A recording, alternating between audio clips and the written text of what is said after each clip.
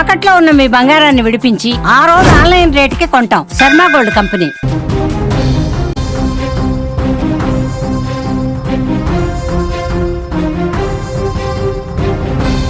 America అధ్యక్షుడు Donald Trump కి ఊహించని షాక్ ఇచ్చారు ప్రధాని మోదీ.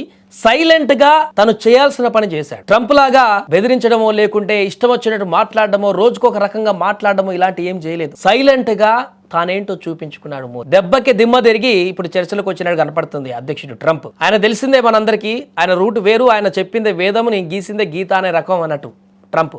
ఇండియా మీద పన్నుల మోత మోగించి మనల్ని భయపెట్టాలని చూశాడు. కానీ ఆయనకు తెలియని విషయం ఒకటి ఉంది. ఇక్కడుంది మోడీ. ఎవరికి భయపడడు, ఎక్కడ తలదించడు, మన దేశానికి సంబంధించిన విషయాలలో ఎప్పుడు కూడా కాంప్రమైజ్ కారు. ఎప్పుడు వచ్చామన్నది కాదన్నయ్య, బుల్లెట్ దిగిందా లేదా, కరెక్ట్ గా ఇదే డైలాగ్ ఇప్పుడు ఇండియా అమెరికాకు చెప్పింది. ట్రంప్ విసిరిన పంజాకు ఇండియా సైలెంట్ గా ఇచ్చిన రిటర్న్ గిఫ్ట్ చూసి ఇప్పుడు వైట్ హౌస్ షేక్ అవుతుంది. ట్రంప్ పవర్ లోకి రాగానే ఇండియా వస్తువుల మీద పన్నులు పెంచేశాడు. మనం చెప్పినట్టు ఇండియా వినాలి అని అతను అనుకునే ప్రయత్నం చేస్తున్నాడు.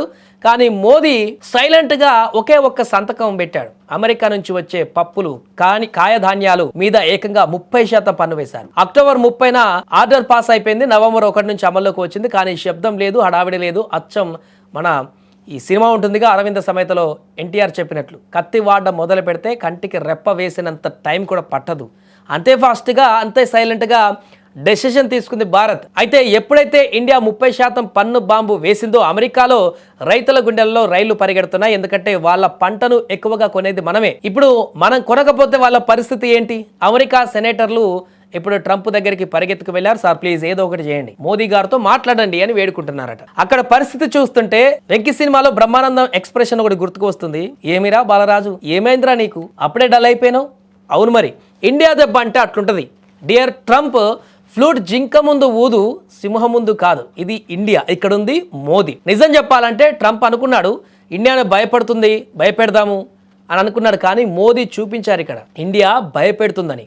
ముఖ్యంగా రైతుల కోసం అమెరికా ప్రభుత్వం దిగిరాక తప్పని పరిస్థితి కల్పించారు. ఇప్పుడు అది కూడా సుంకాలు పెంచుతాం పెంచుతాం పెంచుతాం, లేకుంటే పదే పదే ఆపరేషన్ సింధూర్ మేమే ఆపాం 100కు 10కు 100 సార్లు చెప్పుకునే ట్రంప్ చేత తక్కువ చెప్పుకోవడం ఎక్కువ అనేటువంటి పరిస్థితికి, అంటే మాటలతోటి ఏదో చేద్దాం అనుకున్నాడు. ఇక్కడ మోదీ మాత్రం ఒక్క మాట అనలేదు, ఒక్క మాట కూడా రివర్స్ మాట్లాడలేదు. సైలెంట్ గా ఎక్కడ కర్రు కాల్చి వాత పెట్టాలో సైలెంట్ గా తన పని తాను చేసుకుపోయాడు. తనకు మాటల ప్రచారం అవసరం లేదు, పని రిజల్ట్ కావాలన్నట్టుగానే చూపించాడు. ఆ రియాక్షన్ ఇప్పుడు అమెరికా నుంచి తీవ్రమైనటువంటి రియాక్షన్ గా మారింది.